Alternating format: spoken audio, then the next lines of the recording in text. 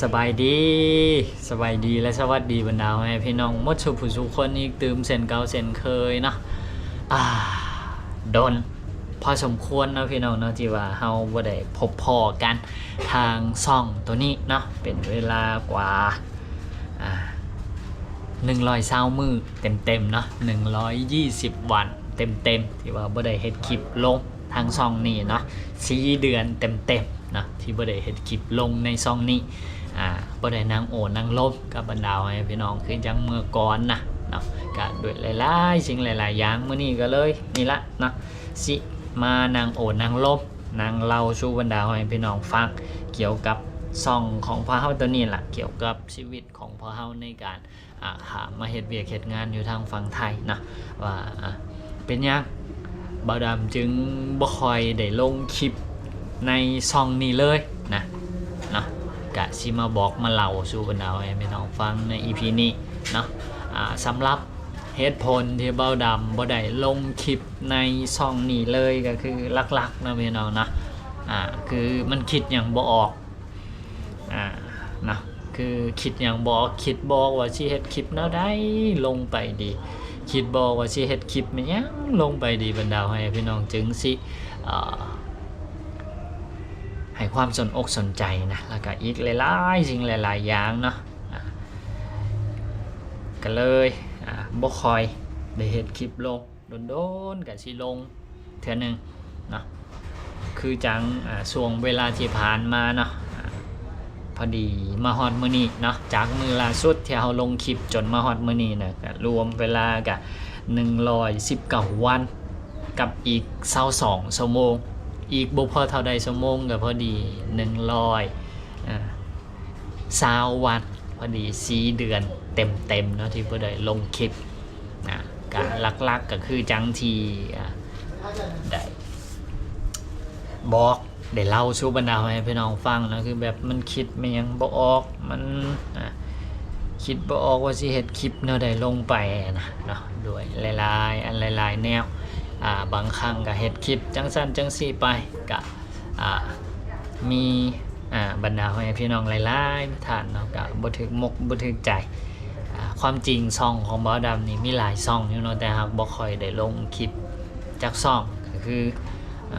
ตอนนี้เนาะบ่าวดำคือแบบมาเฮ็ดงานประจำเนาะอยู่ทางฝั่งไทยเนาะบ่าวดำบ่ได้อยู่บ้านของ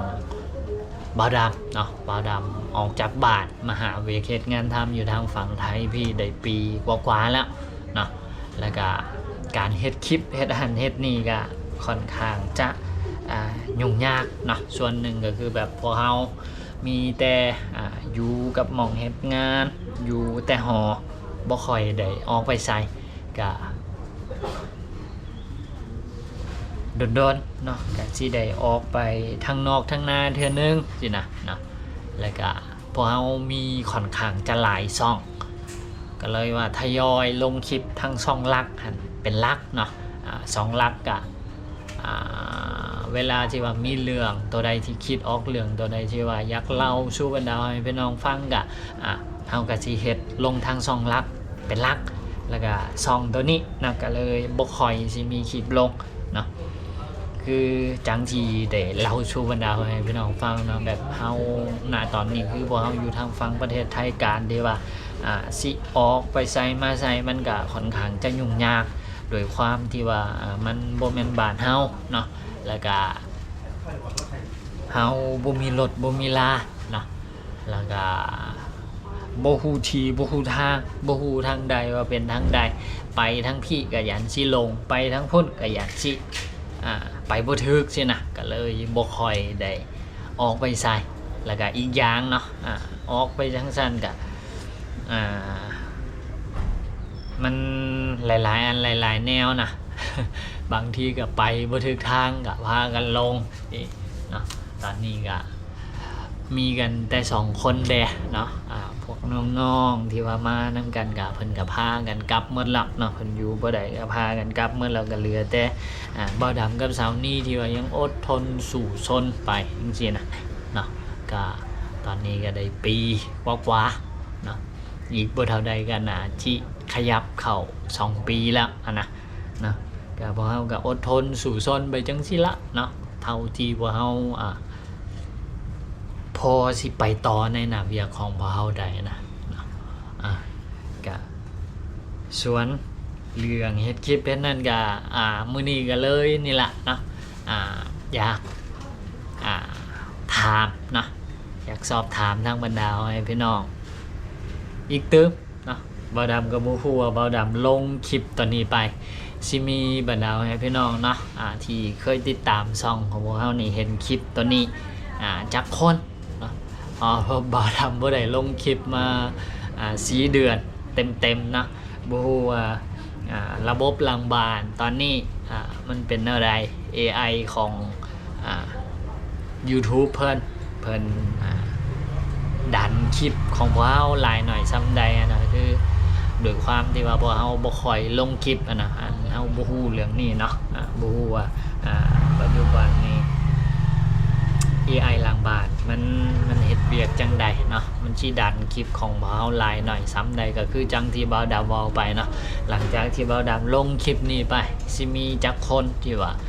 เห็นคลิปของบ่าวดำก็บ่ฮู้เนาะกันทางบรรดาให้พี่น้องท่านใดเข้ามาเห็นคลิปนี้ก็ซอยกดไลค์เนาะแล้วก็คอมเมนต์บอกบ่าวดำก็ได้ว่า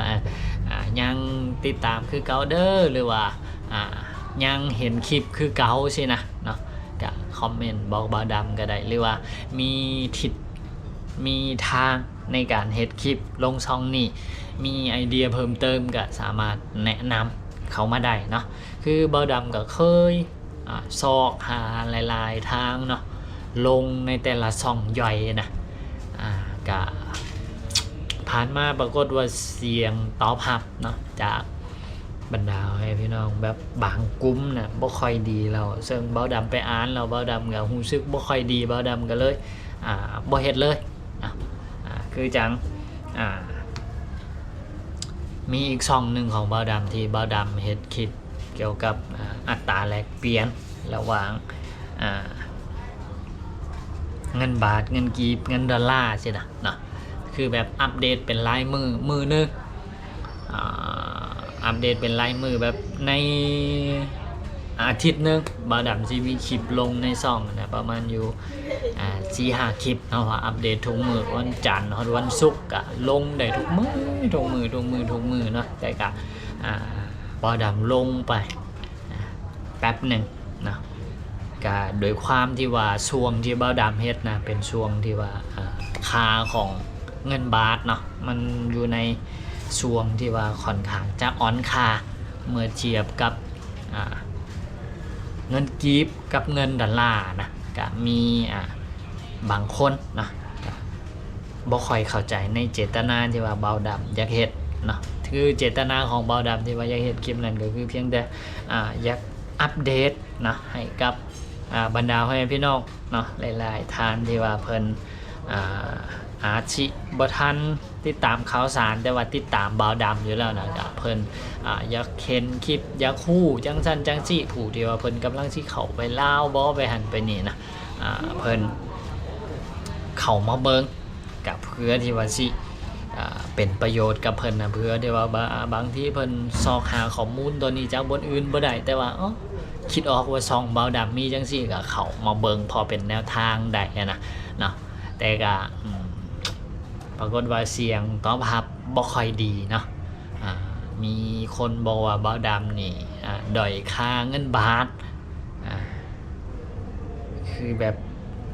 เฮ็ดคลิปจังซี่ไปเพื่อหยังน่ะสิด้อยค่าเงินบาทไปเพื่อหยังคือแบบเจตนาในการเฮ็ดคลิปของบ่าวดำตอนนั้นคือแบบบ่าวดำบ่ได้มีเจตนาสิด้อยค่าเงินของสกุลใดเนาะคือแบบเงินทุกสกุลมันมีค่าของมันเพียงแต่ในช่วงนั้นนะมันถึกช่วงที่เงินบาทเป็นขาลงเนาะซึ่งมันก็เป็นเรื่องปกติ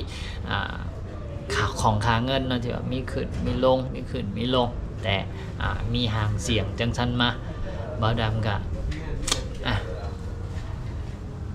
บ่ไปต่อเลยเนาะบ่าวดำอ่านแล้วบ่าวดำก็รู้สึกบ่สบายใจบ่าวดำก็เลยบ่เฮ็ดแล้วก็จนมาฮอดทุกมื้อนี้เนาะช่องตัวนั้นก็บ่าวดำก็บ่แน่ใจว่าจักเดือนละที่บ่าวดำบ่ได้ลงคลิปเนาะ ซ่องตัวนั้นก็พอดี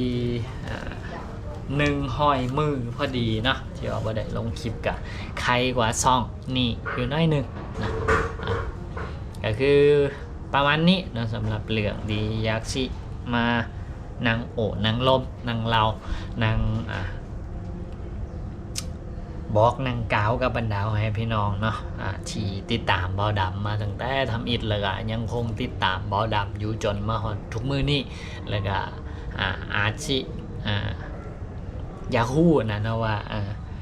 เป็นยังเบาดำคือว่าบ่ลงคลิปซองนี้เลยนะเนาะก็มื้อนี้ก็เบาดำมาตอบให้แล้วเนาะคือเบาดำคิดยังบ่ออกนะคิดบ่ออกว่าจะเฮ็ดคลิปมันยังลงไปดีเฮ็ดคลิปแนวใดไปแล้วมันจังสิถึกมกถึกใจบรรดาให้พี่น้องนะเนาะก็ประมาณนั้นสำหรับ EP นี้ก็บ่มีหยังหลายเนาะเพียงแต่อยากมาเล่าสู่บรรดาให้พี่น้องฟังเกี่ยวกับนี่ละเนาะเรื่องราวในช่วงชีวิตของพวกเราเนาะในช่วงที่ว่ามาเฮ็ดเวียกเฮ็ดงานอยู่ทางฝั่งไทยก็ประมาณนี้เนาะหลังจากที่ว่ามาเฮ็ดงานประจำงานอิสระของพวกเราเนาะอย่าง YouTube นี่ก็เริ่มทยอยหายไปนะก็พุ่นละอาจสิเป็นช่วงที่พวกเราบ่ได้เฮ็ดเวียกประจำแล้วเนาะถึงสิกลับมาเฮ็ดคลิปคือจังคือเก่าได้นะเนาะประมาณนี้นะสำหรับ EP นี้เนาะก็ขอบคุณขอบใจเนาะนำทางบรรดาให้พี่น้องเนาะขอบคุณหมดทุกผู้ทุกคนที่ว่าคอยติดตามและก็ให้กำลังใจเสมอมาสำหรับ EP นี้ขอตัวลาไปแล้วพบกันใหม่ใน EP ต่อไปสบายดี